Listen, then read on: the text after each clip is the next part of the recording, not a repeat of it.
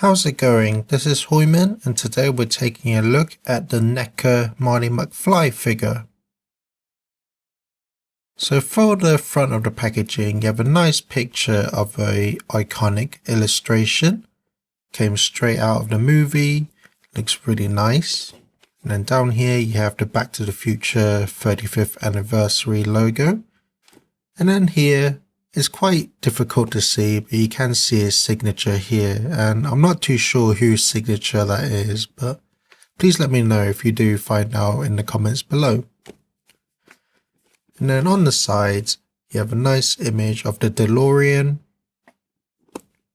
as well as some nice lightning, and that's the same for the other side. The top is pretty much the same image, but you do get some different pictures as well. The bottom you have legal stuff, and then also tells you who sculpted the figure, who did the paint and stuff like that, which is cool details. And then for the back you have some information about the character and the movies, and then you also have some nice pictures of the figure in various poses. And then at the bottom it shows what other figures are in this line, but I do find it odd that it doesn't advertise Doc Brown, but it is what it is. And then finally you can actually open the front flap, which is held together by Velcro, and this allows you to see a nice display of the actual figure inside, so you can see all the figure, all the accessories he comes with, and then on the flap there's a nice picture of the figure in a pose as well. So overall the presentation of the packaging is really well done. And then to open the figure, just lift open the top flap.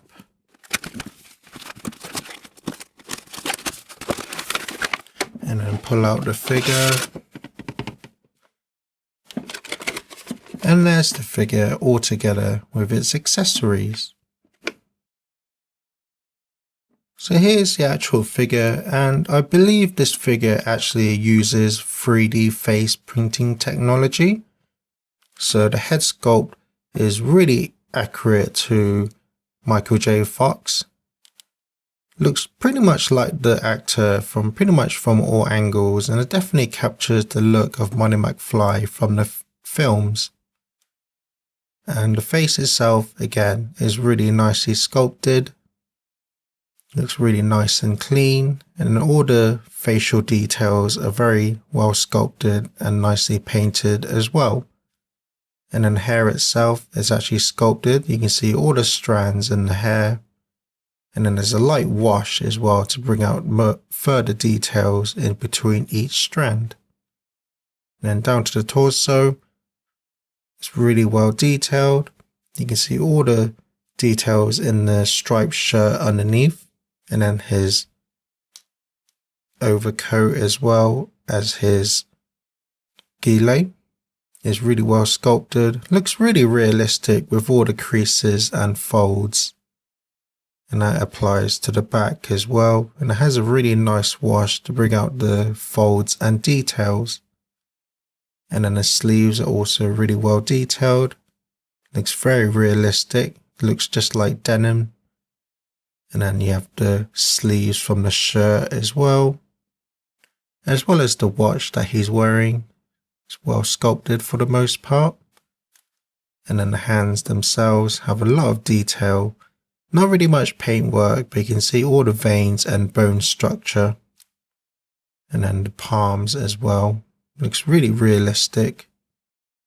Moving down to his legs, all the folds and creases makes it look really realistic, and again it has lighter tones and a darker wash to really bring out the feel of realism and brings out all the texture as well.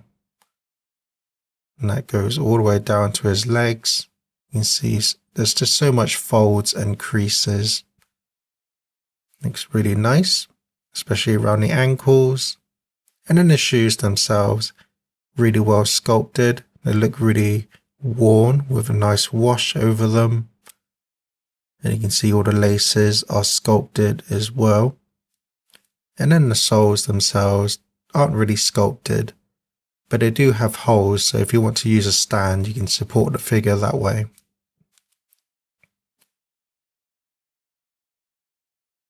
So for articulation, the neck is on a double ball joint, so he looked down about that much, not a whole lot.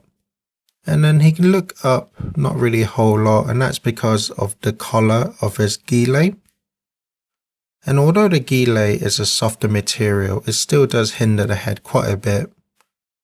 And then he can tilt his head side to side, but again, the collar from his shirt and gilet does really hinder it. And then he can turn his head left to right as well, but again, it is a bit hindered. The torso itself, so the whole torso is actually made from a softer material, so that includes the shirt, the coat and the gilet. But then the inside of her body is actually solid, and it doesn't feel like there's really any joint there, so you can't really get any movement from the torso. Even though all this is soft, it doesn't really allow for any movement. But for the shoulders, it's on a hinge, so you can bring his arm out to the side, and because the gilet is a soft material, it doesn't hinder it too much. But it does kind of break the sculpt a bit. It makes his shoulder here look really thin. But you can move his arm forward as well as back. And then for the elbows, it's on a double hinge, so you can bend his arm quite a lot, and it is quite difficult since the joints are quite stiff, but that's pretty much the most you can get from the double jointed elbows. And then the hinges are on swivels as well, so you can bend the arm and then also swivel it that way, so that's nice. And then the hands, they're on a hinge, so you can rotate his hands like so. And it's also on a hinge here, so you can bring his hand back and forwards like so.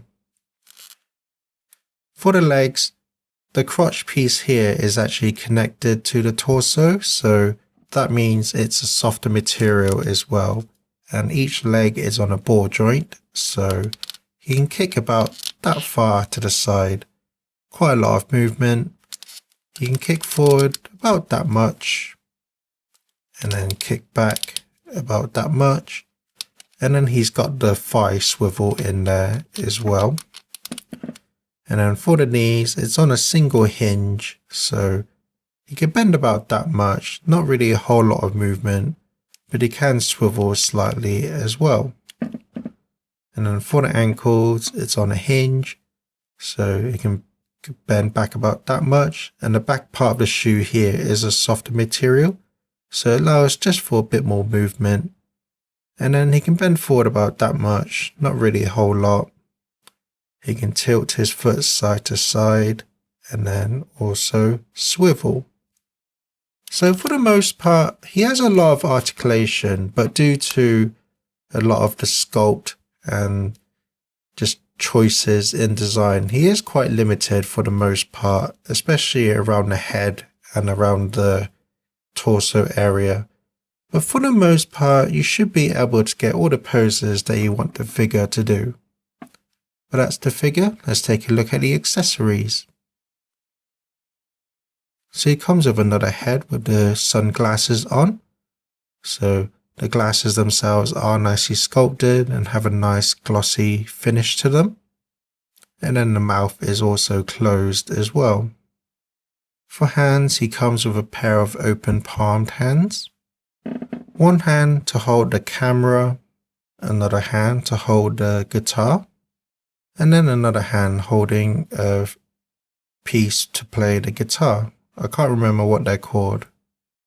He comes with his backpack, really nicely sculpted, has a lot of nice folds and texturing going on. The nice wash really brings out the details as well. And then the strap itself is a softer material. Comes with a guitar, really well sculpted. All the detail you'd expect is present, and it has a nice glossy finish overall. And then the strap itself is a softer material. It also comes with a camera, again really well sculpted. Not a whole lot of paintwork, just a bit of red, but overall nicely sculpted. And finally he comes with a skateboard. So has a nice texturing for the deck, makes it look really realistic, as well as the label here. And then on the underside you have a nice graphic, and then the wheels themselves do spin as well. So my final thoughts are, overall, for the longest time I've been a Back to the Future fan, and I've always wanted a figure of characters from that movie, but for whatever reason it took a company this long to finally make them.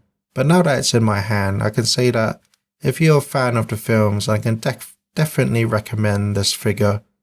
It's really well sculpted, a lot of nice details going on, looks very realistic for the most part. And because of the 3D face printing technology, it really captures Michael J. Fox's look really well. And overall, it captures Marty McFly's character really well as well. I think the only downside is that there are some areas that have a bit of odd paintwork, like the red here. I'm not too sure how that happened. But other than that, from what I can see, the paintwork is very nice and clean for the most part. And then the finish on the overall figure is really nice. I suppose there's a bit of a strange splodge here that doesn't look very consistent, but it's very minor. And I suppose the other drawback is that the articulation is a bit limited, but like I said, you should be able to get all the poses that you want the figure to do, and because the figure comes with quite a lot of accessories, you should be able to get quite a lot of poses. But again, if you're a fan of the character and the movies, then I can highly recommend this figure. But that's my review. Thank you for watching and enjoy some pictures.